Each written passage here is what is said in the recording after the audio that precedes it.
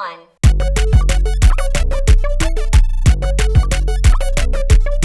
Welcome back to the weekly Friday night deck reviews post Wednesday final deck polish video.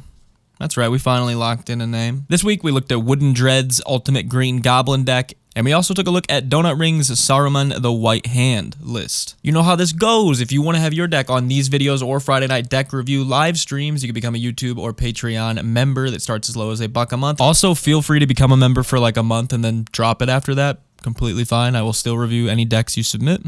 So first on the chopping block is Wooden Dread's Ultimate Green Goblin list. Ultimate Green Goblin is a new Spider-Man commander, being 1 and 2 hybrid Rakdos for a 5/4. It's a pretty good rate right there. At the beginning of your upkeep, discard a card, then create a treasure token, Mayhem 2, and a Rakdos. It's funny how they put that first part on there because they were like, well, it is a 3-drop for a 5/4. There has to be some sort of drawback. And then commander players went, nah, that ain't a drawback. That's real good. So this deck is using Ultimate Green Goblin's ability on top of other discard effects like Laughing Mad, Faithless Looting, Siegfried, Famed Swordsman, to fill our graveyard with large creatures like Bogarden Hellkite, Massacre Worm, or Rakdos the Showstopper, to then reanimate them with cards like Reanimate, Victimize, or Stitch Together. Yep, and all the while you're filling your graveyard with Ultimate Green Goblin's discard, you're also just making treasures, so it makes a lot of the higher CMC Reanimator stuff easier to cast. So stuff like Infernal Offering, every treasure you get is just essentially, think about it like your next reanimation spell just cost 1 cheaper, and it makes a lot of these very, very good. All right, Wooden Dread, I've got 4 card suggestions for you. The first one being Feast of Sanity. For 3 and a black, we get an enchantment. Whenever you discard a card, Feast of Sanity deals 1 damage to any target, and you gain 1. Yeah, any 1-drop creatures, any 1 toughness creatures you can take out. You can do 1 to an opponent. I feel like this will do a lot of work in your deck. Now your commander reads, at the beginning of your upkeep, discard a card, create a treasure, deal 1 to any target, gain 1. I mean, you know what I mean? If we can staple more effects onto that, I think that's pretty good. Another card I think would go nuts in this deck is Currency Converter, being 1 for an artifact. Whenever you discard a card, you may exile that card from your graveyard. You can pay 2 and tap it, draw a card, then discard a card, tap it, put a card exiled with Currency Converter into your graveyard. If it's a land card, create a treasure token. If it's a non-land card, create a 2/2 black rogue creature token. You don't have to do the exile thing. So if it's a big body and you just want it to go to grave, you can still do that. It has a built-in loot effect, which I think is going to be great in this deck. Also, if you do want to exile a big body, you can still do that and then just put it back into your graveyard with its last ability to get like bonuses off of your stuff hitting the graveyard. You don't have the big creature right now, go ahead and take a spin on your Currency Converter. Discard one of your land cards,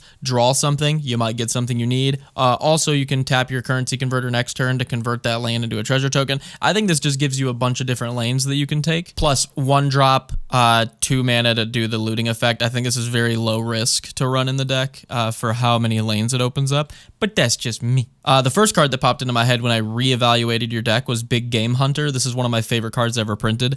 1 and 2 black, 1/1. When it enters the battlefield, destroy target creature with power 4 or greater. It can't be regenerated. Madness for 1 black. So if you discard this with your commander, you get a 1/1 on board for 1 black that blows up a huge creature. And then finally, the card that I think is the best suggestion here, Glinthorn Buccaneer, seems fantastic in this deck. 1 and 2 red, 2/4 haste. Whenever you discard a card, Glinthorn Buccaneer deals 1 damage to each opponent. Pay 1 and a black, discard a card, draw a card, activate this ability only if Glinthorn Buccaneer is attacking. Yeah, a spammable loot ability if you attacked with it, that seems good.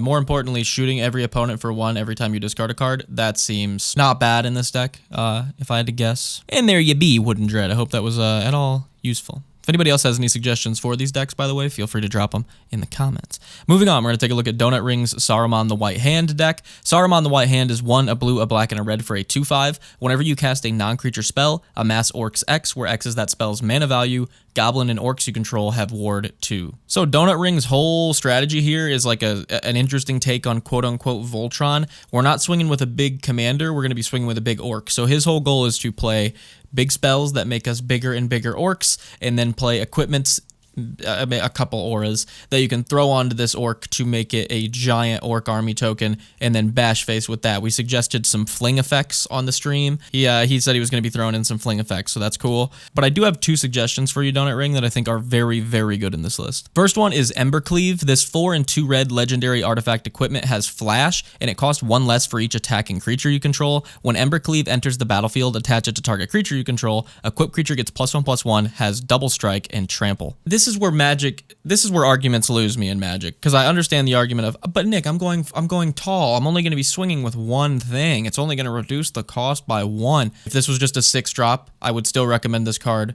very heavily for this deck. Yeah, giving your army double strike and trample on top of a 1/1 at flash speed, you're going to knock someone out of the game with this very, very quickly.